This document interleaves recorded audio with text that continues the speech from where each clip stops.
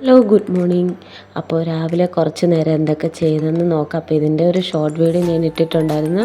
അപ്പോൾ എല്ലാവർക്കും സുഖമാണെന്ന് വിശ്വസിക്കുന്നു. എൻ്റെ പുതിയ വീഡിയോ കാണുന്നവരുണ്ടെങ്കിൽ ഒന്ന് സബ്സ്ക്രൈബ് ചെയ്ത് സപ്പോർട്ട് ചെയ്യുക. അപ്പോൾ ഇന്നൊരു ഗ്യാസ് തീർന്ന ഒരു ദിവസമായിരുന്നു. അപ്പോൾ 2-3 ദിവസം ആയി ഗ്യാസിന് ഇങ്ങനെ തീരാറായ ഒരു ഇതുണ്ടായിരുന്നു. പിന്നെ ഞാൻ വിചാരിച്ചു, ഞാൻ ഡയറ്റും കാര്യങ്ങളൊക്കെ ചെയ്യുന്നുണ്ട്, ഞാൻ വിചാരിച്ചു അടുപ്പിൽ വെക്കാമെന്ന് വിചാരിച്ചു. അപ്പം ഒരു വിറകൊന്നും ഇല്ലായിരുന്നു. അങ്ങനെ പിന്നെ വിറകൊക്കെ മേടിക്കുകയാണ് ചെയ്തത്, റബ്ബർ വിറകിൻ്റെ. അപ്പം ഇതാണിത് ഉപയോഗിക്കാതെ വെച്ചേക്കുന്നതാണ് ഈ ഒരു അടുപ്പ്. ഇപ്പം ഞാൻ ഇതിൽ വിറക് പറക്കിയിടുന്നത് അത് കത്തുന്നില്ല, നനഞ്ഞ വിറകാണ്. ഒരു സ്ഥലത്തു നിന്ന് വാങ്ങിച്ചതായിരുന്നു.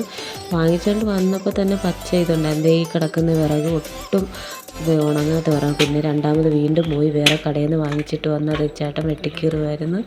അത് ഇത് എത്ര രൂപ, 100 രൂപ എത്ര വരത്തുള്ളൂ. അപ്പോൾ അതെല്ലാം കൂടി വെട്ടി ചെറുതായിട്ട് എടുത്തുള്ളൂ. അപ്പോൾ എനിക്ക് ആ അടുപ്പിൻ്റെ അവിടെ നിൽക്കാനായിട്ട് ചെറുതായിട്ടാണ് എനിക്കത് കട്ട് ചെയ്ത് തരുന്നത്. ഒരുപാട് നീളത്തിന് വിറക് വെക്കാൻ പറ്റത്തില്ല. അപ്പോൾ അവിടെ ഒരു ലൈറ്റും കൂടി സെറ്റ് ചെയ്ത്, ഞാൻ ഗ്യാസിലാണ് വെച്ചുകൊണ്ടിരുന്നത്. അപ്പോൾ ഗ്യാസ് തീർന്നപ്പോൾ പിന്നെ അവിടെ ലൈറ്റൊന്നും ഇല്ലായിരുന്നു. പിന്നെ അവിടെ ഒരു ലൈറ്റൊക്കെ ഫിറ്റ് ചെയ്തിരുന്നു. അപ്പോൾ കുറച്ചുകൂടി വെട്ടം കിട്ടുമല്ലോ, കറിയൊക്കെ വെക്കുന്നത് കാണാൻ പറ്റും. അപ്പോൾ ഇത് ഞങ്ങൾക്ക് ഒരിടത്തു നിന്ന് കിട്ടിയതാണ് ഈ ഒരു പുകയില്ലാത്ത അടുപ്പ്. അപ്പോൾ ഇതേ കണ്ടില്ല. അപ്പോൾ എൻ്റെ കുക്കർ ഞാനത് ഗ്യാസിൽ വെക്കുന്നതായിരുന്നു. അതിനകത്ത് വെച്ച് കരിയെല്ലാം പിടിച്ചു. പിന്നെ ഇന്ന് സാമ്പാറാണ് ചേട്ടന് കൊണ്ടുപോകാനായിട്ട് ഉണ്ടാക്കിയത്. സാമ്പാറും പിന്നെ തോരൻ, ഇത് രണ്ടേ ഉണ്ടാക്കിയുള്ളൂ.